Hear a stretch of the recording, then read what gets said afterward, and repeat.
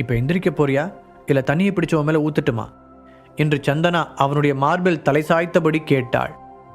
மரணத்திற்கு மிக அருகில் சென்று பார்த்த பிறகு சந்தனா வாழ்க்கை எவ்வளவு முக்கியமானது என்பதை புரிந்து கொண்டதால் இனி இருக்கும் ஒவ்வொரு நொடியையும் ஹரிஷுடன் சந்தோஷமாக வாழ முடிவு செய்தாள்.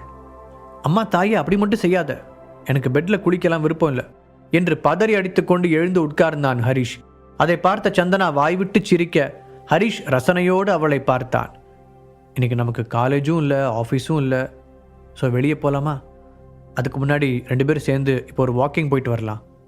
இப்போ தான் பார்த்தேன், வெளியில் கிளைமேட் சூப்பராக இருக்கு. சந்தனா உற்சாகமாக கேட்கவும் தலையாட்டிய ஹரிஷ், போகலாம் பேபி, எனக்கும் காலேஜ் ஆஃபீஸ்னு மாறி மாறி ஓடி கொஞ்சம் சலிப்பாக தான் இருக்கு, ஒரு வாக்கிங் போயிட்டு வந்தால் நல்லா தான் இருக்கும் என்று ஜன்னலுக்கு வெளியே பார்வையை பதித்தபடி சொன்னான். அப்படியே அவனுடைய தோளில் சாய்ந்து இடுப்பை கைகளால் வளைத்த சந்தனா, அப்புறம் ஹரி, நான் உங்ககிட்ட ரொம்ப நாளாக ஒன்று கேட்கணும்னு நினச்சேன், அதுக்கான சந்தர்ப்பமே அமையல, நீயும் ரொம்ப பிஸியாக இருந்த, அதை இப்போ கேட்கவா என்றாள். தாராளமாக கேளு பேபி, அதுக்கு எதுக்கு பெர்மிஷன்? ஹரிஷ் செல்லமாக அவளுடைய நெற்றியில் முட்டியபடி சொல்ல, இல்லை, அன்னைக்கு ஹாஸ்பிட்டலுக்கு வந்து மிரட்டின ஸ்ரீதர் உன்னை பார்த்தது ரொம்ப மரியாதையாக நடந்துக்கிட்டான், உன்னை ஏதோ அவங்களோட பாஸ் மாதிரி வேற ட்ரீட் பண்ணான், அது ஏன்னு தெரிஞ்சுக்கலாமா என்று அவள் தயக்கத்துடன் கேட்டாள். ஹரிஷை சந்தேகப்படுவதாக அவன் தப்பாக நினைத்துவிடக்கூடாது என்று அவளுக்கு பயமாக இருந்தது. ஒரு நிமிடம் அமைதியாக இருந்த ஹரிஷ் ஒரு பெரு மூச்சை விட்டான். பின்பு, நான் சொன்னா அதை நீ நம்ப மாட்ட பேபி, அவன் யோசனையுடன் சொல்ல, நீ சொன்னா மட்டும்தான் நான் நம்புவேன். உடனடியாக சந்தனாவிடம் உறுதியான குரலில் பதில் வந்தது. அதை கேட்ட ஹரிஷ் கடைசியாக அவளிடம் எல்லாவற்றையும் சொல்லிவிடலாம் என்ற முடிவுக்கு வந்தான். அவன் அதை பற்றி சொல்வதற்காக வாயை எடுத்தபோது சரியாக அவனுடைய போன் அடித்தது. ஒரு நிமிஷம் பேபி என்றவன் போனை அட்டன் செய்து காதில் வைத்தான். பாஸ், இப்போ நீங்க எங்க இருக்கீங்க? மறுமுனையில் சைமனின் கரடு முரடான குரல் கேட்க, வீட்டில் தான் இருக்கேன், ஏன் என்னாச்சு? ஹரிஷ் பதிலுக்கு கேட்டான். ஹரிஷ் டெவில் கேங்கின் தூதுவனாக பொறுப்பேற்றது சைமனுக்கு தெரிய வந்தபோது அவன் ரொம்பவே சந்தோஷப்பட்டான். ஆனால் அதன் பிறகு ஹரிஷ் பிஸியாகிவிட அவர்கள் இருவரும் பேசியே ரொம்ப நாள் ஆகிவிட்டது. இப்போது திடீரென்று சைமன் கூப்பிடவும் ஏதாவது பிரச்சனையோ என்று ஹரிஷ் நினைத்தான். அது ஒன்றும் பெரிய விஷயம் இல்லை, நம்ம தலைவியோட பிறந்த நாள் இன்னும் 2 நாள்ல வரப்போகுது, அதை உங்ககிட்ட சொல்லலாம்னு நினைச்சேன். அவங்க பிறந்த நாள் அன்னைக்கு டெவில் கேங்கை சேர்ந்த எல்லாருமே அவங்க செஞ்சுக்கிட்டு இருக்கிற வேலையெல்லாம் அப்படியே விட்டுட்டு பிறந்தநாள் கொண்டாட்டத்தில் கலந்துக்கணும். இப்போ நீங்களும் எங்க அமைப்புல ஒரு முக்கியமான பொறுப்புல இருக்கீங்கிறத மறந்துடாதீங்க. சைமன் அவனுக்கு ஞாபகப்படுத்தினான். எனக்கு புரியுது, ஆனா இன்னும் 2 நாள் இருக்குல்ல, அதுக்கே நீ இவ்வளோ பதட்டப்படுற என்றான் ஹரிஷ். பதட்டலாம் இல்லை, நீங்க மறந்து அதனால உங்களுக்கு எந்த பிரச்சனையும் வந்துடக்கூடாதுன்னு நினைச்சேன் சொன்ன சைமன் அதை பற்றிய விவரங்களை கூறிவிட்டு போனை வைத்து விட்டான்.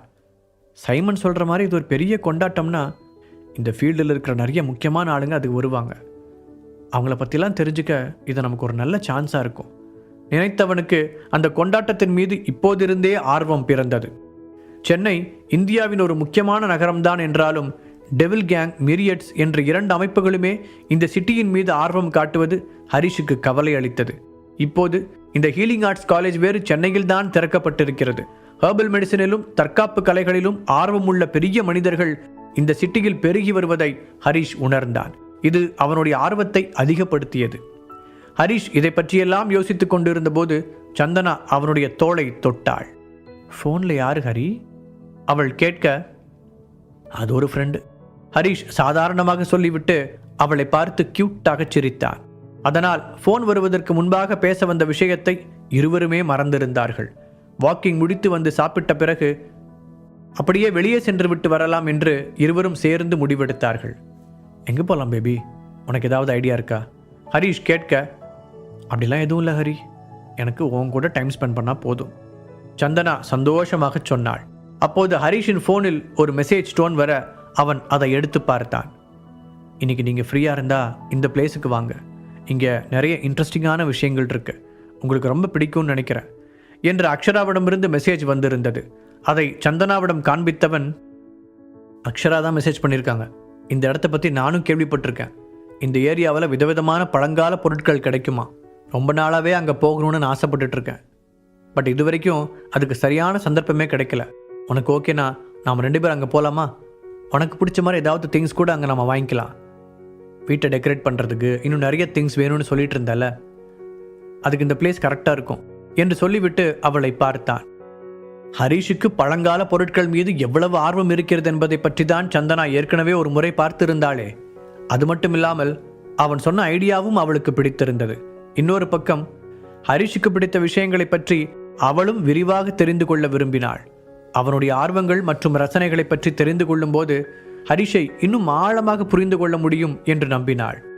கண்டிப்பாக போலாம் ஹரி, நானும் அதை பற்றிலாம் தெரிஞ்சுக்க இன்ட்ரெஸ்டாக தான் இருக்கேன் என்று அவள் சிரித்து கொண்டே சொல்ல ஹரிஷுக்கு மகிழ்ச்சியாக இருந்தது. ஒரே வீட்டில் இருந்தாலும் இருவரும் தனித்தனி தீவுகளாக வாழ்ந்து கொண்டிருந்தது மாறி ஒருவரை ஒருவர் புரிந்து கொண்டு நெருங்கி வருவது அவனுக்குள் ஒரு புதுவிதமான உணர்வை தோற்றுவித்தது. இனி தன்னுடைய கல்யாண வாழ்க்கை சிறப்பாக இருக்கும் என்று நம்பத் தொடங்கினான். சிட்டியை விட்டு சற்று விலகி அந்த இடமே ஒரு வித்தியாசமான தோற்றத்தில் இருந்தது. காரை ஒரு இடத்தில் நிறுத்திவிட்டு இருவரும் கைகளை கோர்த்தபடி அந்த வீதிகளில் வைக்கப்பட்டிருந்த அலங்கார பொருட்களை பார்த்து கொண்டே நடந்தார்கள். அக்ஷராவிற்கு ஃபோன் செய்த ஹரிஷ் அவள் எங்கே இருக்கிறாள் என்று கேட்க அந்த வீதியின் கடைசியில் இருந்த இடத்தை குறிப்பிட்டாள் அவள். சந்தனாவும் ஹரிஷும் அந்த கடைக்குள் நுழைந்தபோது அங்கு ஏற்கனவே ஒரு பெரிய விவாதம் நடந்து கொண்டிருந்தது. அக்ஷரா அவருடைய தந்தை உமாநாத்துடன் ஒரு ஓரமாக நின்றிருந்தாள்.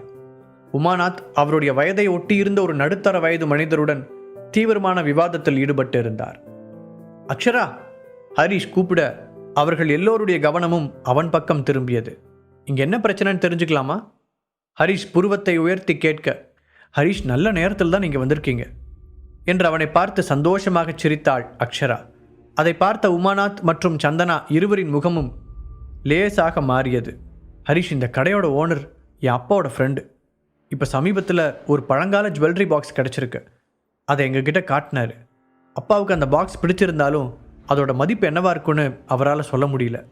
உங்களால் இதுக்கு ஏதாவது ஹெல்ப் பண்ண முடியுமான்னு பாருங்க என்று அக்ஷரா சொல்ல, அவளுக்கு பக்கத்தில் நின்றிருந்த ஒரு இளைஞன், அக்ஷரா, இது யாரு என்று கேட்டான். அவனுடைய முகத்தில் ஹரிஷை பார்த்து பொறாமையோ கோபமோ எதுவுமே இல்லை. சாதாரணமாகத்தான் கேட்டான். இருந்தாலும் ஒரு நிமிடம் தயங்கிய அக்ஷரா, இது ஹரிஷ், அவங்க அவரோட ஒய்ஃப் சந்தனா. ஹரிஷ் எங்கள் ஃபேமிலி ஃப்ரெண்டு. அது மட்டும் இல்லை, இந்த பழங்கால பொருட்கள் விஷயத்தில் அவர் ரொம்ப எக்ஸ்பர்ட். அதனால தான் அவரோட கருத்து என்னன்னு கேட்டேன். அக்ஷரா கூற அந்த இளைஞன் ஹரிஷை பார்த்து நட்புடன் சிரித்து கை நீட்டினான். ஹாய் ஹரிஷ், என்னோட பேர் செல்வா. அவன் கூற ஹாய் என்று அவனுடைய கைகளை பிடித்து குலுக்கினான் ஹரிஷ். அக்ஷரா உங்களை பற்றி இவ்வளோ சொல்கிறான்னா உங்களுக்கு இதில் நல்ல எக்ஸ்பீரியன்ஸ் இருக்குன்னு தான் நினைக்கிறேன். செல்வா சொல்ல, அப்படிலாம் எதுவும் இல்லை, எனக்கு இந்த விஷயத்தில் கொஞ்சம் இன்ட்ரெஸ்ட் அதிகம். அதுக்காக நான் சின்ன வயசுலேயே கொஞ்சம் தேடி கற்றுக்கிட்டேன்.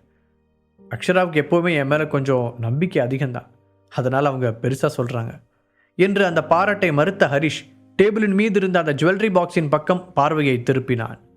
தங்க நிறத்தில் இருந்த அந்த பெட்டியின் மீது பறவைகளும் பூக்களும் செதுக்கப்பட்டிருந்தது. அதன் வடிவமே வித்தியாசமாக இருக்க ஹரிஷ் அதை தீவிரமாக ஆராயத் தொடங்கினான். அப்போது, நீ இங்கே என்ன பண்ற ஹரிஷ் என்று உமாநாத்தின் குரல் கோபமாக வெளிப்பட்டது. அவருக்கு ஹரிஷை பார்க்கும் போதெல்லாம் அன்றைக்கு அவர் வீட்டில் நடந்ததுதான் ஞாபகத்திற்கு வந்தது. அதனால் இப்போது வரை ஹரிஷின் மீது அவருக்கு நல்ல அபிப்பிராயம் வரவில்லை. இந்த பக்கம் கொஞ்சம் வேலையாக வந்தேன் சார். அப்போ தான் எதேச்சியாக உங்களோட கார் வெளியே நிற்கிறத பார்த்தேன். அதான் ஒரு ஹாய் சொல்லிட்டு போகலான்னு வந்தேன் என்ற ஹரிஷ் அக்ஷரா மெசேஜ் அனுப்பியதை சொல்லாமல் மறைத்தான். அது உமாநாத்தின் கோபத்தை இன்னும் அதிகப்படுத்தும் என்று அவனுக்கு தெரியும். செல்வா, நீ இந்த ஐட்டத்தை பற்றி என்ன நினைக்கிற? உமாநாத் வேண்டுமென்றே ஹரிஷை புறக்கணித்து விட்டு செல்வாவிடம் கேட்டார். அங்கிள், இந்த பாக்ஸ் உண்மையிலேயே ரொம்ப அழகாக இருக்குது. பட் அதுக்காக அவங்க சொல்கிற விலை தான் எனக்கு ரொம்ப ஜாஸ்தியாக தெரியுது. எதுக்கும் நீங்கள் நல்ல கவனமாக யோசிச்சே வாங்குங்க. செல்வா மிகவும் மென்மையாக பேசினான். அவன் உமாநாத்திடம் அந்த பொருளை வாங்கச் சொல்லி வற்புறுத்தவும் இல்லை, அதே சமயம் வாங்க வேண்டாம் என்று தடுக்கவும் இல்லை. ஆனால் உமாநாத் அவனை முழுதாக நம்பினார். வெளிநாட்டில் இருந்த செல்வா இப்போது அக்ஷராவின் அருகில் நிற்பதற்கு காரணமே தான் என்பது ஹரிஷுக்கு தெரியாது. இந்த கொஞ்ச நாட்களாகவே அக்ஷரா ரொம்ப டல்லாக இருப்பதை உமாநாத் கவனித்தார். ஹரிஷின் மீதான அவளுடைய ஈர்ப்பு தான் அதற்கு காரணம் என்பதை புரிந்து கொண்டவர் வெளிநாட்டில் இருந்த செல்வாவை உடனே கிளம்பி வர சொல்லியிருந்தார். அவங்க இதுக்கு என்ன விலை சொல்கிறாங்க? பெட்டியை ஆராய்ந்து கொண்டே ஹரிஷ் கேட்டான். 20 லட்சம் ரூபா. அக்ஷரா தான் அவனுடைய கேள்விக்கு பதில் சொன்னாள். ஓகே, நல்ல அமௌண்ட்டு தான். இந்த பெட்டிக்காக அந்த அமௌண்ட்டை தாராளமாக தரலாம். அந்த பாக்ஸில் இருந்து பார்வை உயர்த்திய ஹரிஷ் கூற, ஹரிஷ், சீரியஸாக தான் சொல்கிறியா? உமாநாத் அவனிடம் கேட்டார். என்னதான் அவருக்கு ஹரிஷை பிடிக்கவில்லை என்றாலும் இது போன்ற பழங்கால பொருட்களை மதிப்பீடு செய்வதில் அவருடைய திறமை என்ன என்பதை அவர் அறிந்திருந்தார்.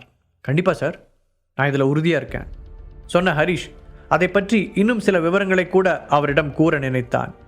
அங்கிருந்த கூட்டத்தின் முன்னிலையில் அதை கூறுவது பிரச்சனையை உருவாக்கும் என்பதை ஏற்கனவே அனுபவத்தின் மூலம் உணர்ந்திருந்தவன் தன்னை கட்டுப்படுத்தி கொண்டு அமைதியாக இருந்தான். 20 லட்சம் என்பது பெரிய அமௌண்ட் தான் என்றாலும் ஹரிஷ் கூறுவது சரியாக இருந்தால் இதன் மூலம் தான் நல்ல லாபம் சம்பாதிக்க முடியும் என்று உமாநாத் நினைத்தார். ஒரு நிமிஷம் அங்கிள், இது கொஞ்சம் தப்பாக இருக்குமோன்னு எனக்கு தோணுது திடீரென்று செல்வா கூறினான். எல்லோரும் அவனை திரும்பி பார்க்கறதுக்கு இந்த பெட்டி ரொம்ப அழகாக இருந்தாலும் நாம் நினைக்கிற அளவுக்கு இதில் தங்கத்தோட வெயிட் இருக்குன்னு எனக்கு தோணலை. அது மட்டும் இல்லாமல் மேலே போட்டிருக்க அந்த ஃப்ளவர் டிசைன் கூட அந்த அளவுக்கு கிளியராக இல்லை. அதனால் இந்த பெட்டிக்கு அதிகபட்சமாக ஒரு 2 லட்ச ரூபா தரலாம் என்று மெதுவாக கூறினான் அவன். அங்கிருந்த கூட்டமும் செல்வா கூறியதுதான் சரி என்பது போல பேசத் தொடங்கினார்கள். அதை கேட்ட கடைக்காரருக்கு கவலையாக இருந்தது. இந்த பாக்ஸை வாங்க அவர் நிறைய நேரத்தையும் பணத்தையும் செலவிட்டு இருந்தார். செல்வா சொன்னதை கேட்டதும் கடைசியில் அது தனக்கு நஷ்டத்தை கொண்டு வந்து விடுமோ என்று பயந்தார். ஆனால் செல்வாவிற்கு பழங்கால பொருட்களை மதிப்பிடுவதில் உள்ள அனுபவம் பற்றி உமாநாத் மூலமாக அவருக்கு நன்றாக தெரியும். அதனால் அவனை எதிர்த்து வாதிடுவதற்கு தயங்கினார். கொஞ்ச நேரம் யோசித்த உமாநாத் கடைக்காரரிடம் திரும்பி, செல்வா சொல்கிறது சரிதான்னு தோணுது, நான் இதை வாங்க வேண்டான்னு நினைக்கிறேன் என்றார். கொஞ்சம் இருங்க சார், அவசரப்படாதீங்க என்று அவரை தடுத்த ஹரிஷ், சார் நீங்கள் இதை வாங்கலைன்னா நிச்சயம் ஒரு பெரிய தப்பு செய்றீங்கன்னு சொல்லலாம் என்று அவருடைய முகத்திற்கு நேராகவே கூறினான். ஹரிஷ் சொன்னதை கேட்டு முகம் சுளித்த உமாநாத், இந்த விஷயத்தில் உனக்கு ரொம்ப பெரிய டேலண்ட் இருக்குன்னு எனக்கு தெரியும், நான் உன்னை நம்புகிறேன்.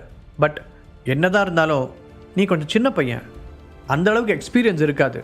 ஆனால் செல்வா அப்படி இல்லை, அவன் இதுக்காகவே ஸ்பெஷல் ட்ரைனிங் எடுத்தவன், அதோட அவனுக்கு நிறைய எக்ஸ்பீரியன்ஸும் இருக்குது என்று முடிந்தவரை பொறுமையாகவே கூறினார். அங்கிருந்தவர்களும் உமாநாத் சொன்னதற்கு தலையசைத்து ஆமோதித்தார்கள். அவர்கள் யாரும் ஹரிஷை இதுவரை பார்த்ததில்லை என்பதால் அவனுடைய திறமை என்ன என்பது அவர்களுக்கு தெரியாது. ஆனால் செல்வா அந்த வட்டாரத்தில் பிரபலமாக இருந்தான். அதனால் எல்லோரும் அவன் சொல்வதுதான் சரியாக இருக்கும் என்று நம்பினார்கள். அப்படின்னா நான் சொல்கிறத விட அவர் சொல்கிறதா உண்மையாக இருக்கும்னு நினைக்கிறீங்களா? ஹரிஷ் கேட்க, இதுக்கு நான் உன்னை நம்பலைன்னு அர்த்தம் கிடையாது, செல்வாவை அதிகமாக நம்புகிறேன் அவ்வளோதான் சொன்ன உமாநாத் அந்த பேச்சு முடிந்தது என்பது போல திரும்பிக் கொண்டார். என்னதான் இருந்தாலும் செல்வா அவருடைய வருங்கால மருமகன்.